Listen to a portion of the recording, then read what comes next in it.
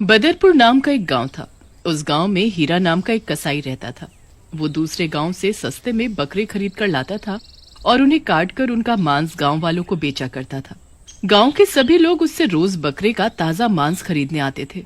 एक दिन हीरा की पत्नी सुनंदा हीरा के लिए दुकान पर खाना लेकर आती है और अपने साथ अपने बेटे जुगल को भी लाती है। दुकान पर आते ही जुगल की नजर एक छोटे से बकरी के बच्चे पर जाती है। ये तो बहुत ही सुंदर है माँ। क्या मैं उस बकरी के बच्चे को छू सकता हूँ?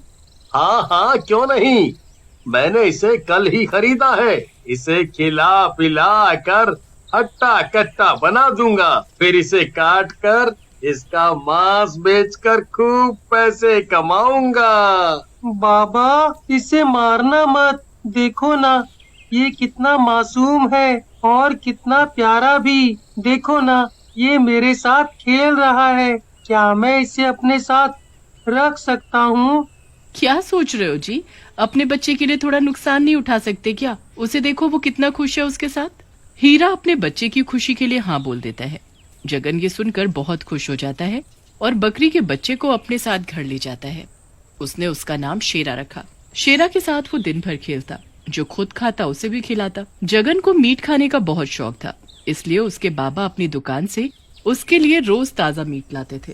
बेटा, स्वाद स्वाद में ज्यादा खाकर कहीं अपना पेट खराब मत कर लेना, क्योंकि तुम ये तीसरी बार सब्जी मांग रहे हो। माँ, ये मैं अपने लिए नहीं, मैं तो अपने शेरा के लिए मांग रहा हूँ। देखो ना, ये कितने स्वाद से बोटियों को चबा चबा कर खा रहा है। खिलाने दो ना भगवान। देखो ना, शेरा भी तो कितने मजे से खाए जा रहा है। देख ना तुम, एक दिन ये छोटा सा बच्चा मीट खा खा कर हट्टा कट्टा हो जाएगा। जगन अपने बाबा की बात सुनकर बहुत खुश होता है और उसे जल्दी बड़ा और हट्टा कट्टा बनाने के लिए रोज सुबह शाम मीट खिलाता। कुछ ही महीनों में शेरा बहुत बड़ा तो हो ही गया, पर शेरा के मुंह मांस लगने से वो बहुत खूंखार और खतरनाक भी हो गया था। शेरा रोज आधी रात को बाहर निकलता और गांव के छोटे बच्चों को अपने मुंह में दबाकर उन्हें जंगल ले जाता और उन्हें मारकर खा जाता। कई दिनों तक ऐसा ही चलता रहा। सभी लोग चारों तरफ फैल जाओ और छिपकर नजर रखो। आखिर ये सब कौन कर रहा है? कौन हमारे बच्चों को चोरी करके ले जाता है? चलो भाइयों, जल्दी करो। और हाँ, कोई आहट ना हो जरा सी भी। आज हम उस चोर को पकड़ कर ही रहेंगे और गायब हुए बच्चों के बारे में भी पूछेंगे उससे। हाँ, सभी गांव वाले छिप जाते हैं। थोड़ी देर में वहां शेरा आता है और जग्गू के घर में घुसकर उसका 4 महीने का बच्चा उठाकर ले जाता है। अरे, ये तो हीरा के बेटे जगन का बकरा है। इतने दिन से यही हमारे बच्चों को उठा कर ले जा रहा था। अब देख क्या रहे हो? उसका पीछा करो जल्दी। वो जग्गू के बच्चे को उठा कर ले गया है। गांव के सभी लोग शेरा का पीछा करते करते जंगल तक पहुंच जाते हैं और उसे डंडे से मारकर भगा देते हैं। जग्गू के बच्चे की जान तो बच जाती है, पर वो सभी लोग गुस्से में अपने हाथों में मशाल पकड़कर हीरा के घर जाते हैं और उसके घर में आग लगा देते हैं। उस आग में हीरा, उसकी पत्नी और जगन जलकर मर जाते हैं, पर शेरा अपनी जान बचाकर भाग जाता है। शेरा भूखा प्यासा जंगलों में घूमता रहता है। एक दिन शेरा बहुत रोने लगा। तभी मर चुका जगन भूत बनकर उसके सामने आ खड़ा होता है। मत रो शेरा, मत रो। मैं तुझे ऐसे रोते हुए नहीं देख सकता। देख, मैं तेरा दोस्त जगन हूँ। अब मैं तेरे साथ हूँ। मुझे पता है तू बहुत भूखा है। कई दिनों से कुछ नहीं खाया। अरे, खाता भी कैसे? मैं तो तेरे पास था नहीं, मैं तो मर गया था। अब मैं तुझे भूखा नहीं रहने दूंगा। मुझे सब पता है कि तुझे इंसानी मांस बहुत पसंद है। अब हम दोनों मिलकर इंसान का शिकार करेंगे, फिर तुम उसे पेट भर कर खाना। भूत शेरा की पीठ पर बैठता है और गांव के नजदीक पहुंच जाता है। भूत शेरा को जंगल वापस ले जाता है और उसे वहीं रुकने को बोलता है। तभी शेरा जोर से मैं करने लगता है। शांत हो जा शेरा, शोर नहीं करना बिल्कुल भी। तुम्हारा शोर सुनकर कोई भी जंगली जानवर तुम्हें खा सकता है। मुझे पता है तुम बहुत भूखे हो, कई दिनों से कुछ नहीं खाया।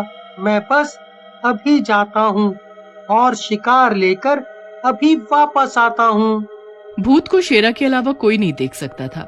भूत गांव में घुस जाता है और सोचने लगता है, शेरा का भोजन कौन बनेगा? किसे मारूं मैं? किसे अपने साथ लेकर जाऊं? हाँ, उधर कुछ बच्चे खेल रहे हैं। उनमें से ही किसी बच्चे को उठाकर ले जाता हूँ। भूत बच्चों के नजदीक जाता है और उनके सामने शरद को ऊपर उठा लेता है। किसी भी बच्चे को भूत नहीं दिखता, उन्हें सिर्फ शरद हवा में लटका दिखता है। सभी बहुत डर जाते हैं और भूत भूत बोलकर शरद को अकेला छोड़कर भाग जाते हैं। अरे तुम सब मुझे अकेला छोड़कर कहाँ जा रहे हो? मुझे नीचे उतारो, कोई मुझे बचाओ, इस भूत से मुझे बचाओ। माँ, माँ बचाओ। शरद का मुंह दबाकर भूत उसे उठाकर जंगल ले जाता है और शेरा के सामने फेंक देता है। ले शेरा, तेरा शिकार। अब तू इसे खाकर अपनी भूख मिटा। ये आवाज किसकी है? कौन है यहाँ? तुम दिखाई क्यों नहीं दे रहे? मुझे माँ के पास वापस जाना है। शरद भागने की कोशिश करता है, तभी शेरा उसके पीछे पीठ में अपनी सींग घुसा देता है। शरद दर्द से तड़प तड़प कर मर जाता है। आज शेरा का पेट शरद को खाकर भर गया, पर अगले दिन शेरा भूत को उकसाता है इंसान को लाने के लिए।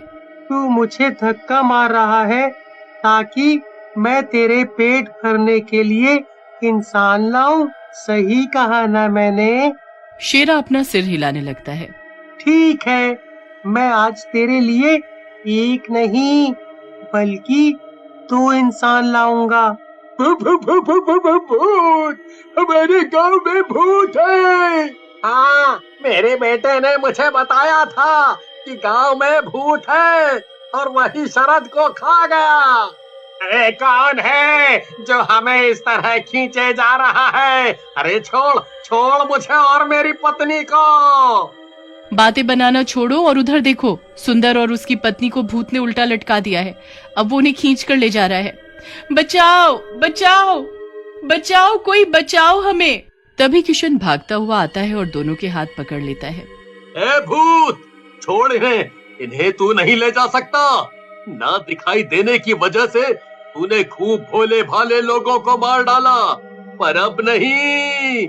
जा चला जा यहाँ से, नहीं तो हमें किसी तांत्रिक बाबा को बुलाना पड़ेगा तुझे भगाने के लिए। भूत तांत्रिक का नाम सुनते ही भाग जाता है, पर भूत के हाथ से शिकार छूट जाने पर उसे बहुत गुस्सा आता है।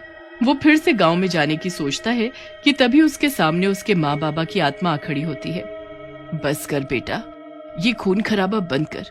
एक मामूली से बकरे को तूने मांस खिला खिलाकर खूंखार बना दिया और अब तू उसे इंसान पकड़ पकड़ कर खिला रहा है।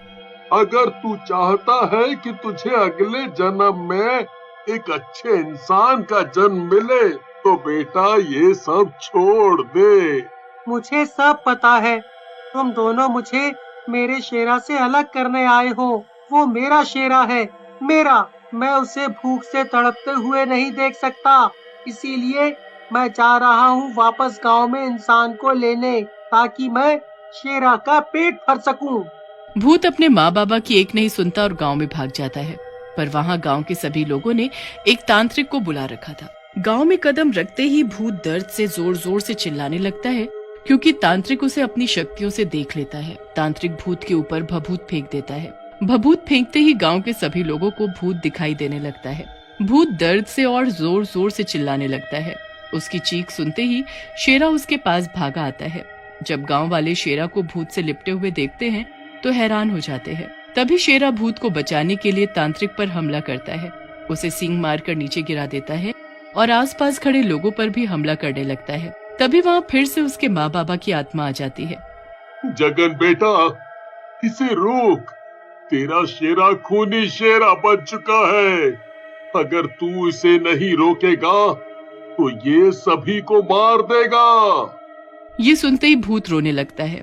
उसे अपने किए पर बहुत पछतावा होता है। भूत शेरा को अपने पास बुलाता है और पास में पड़ी कुल्हाड़ी से उसकी गर्दन धड़ से अलग कर देता है। उसके बाद जगन सबसे माफी मांगते हुए गायब हो जाता है।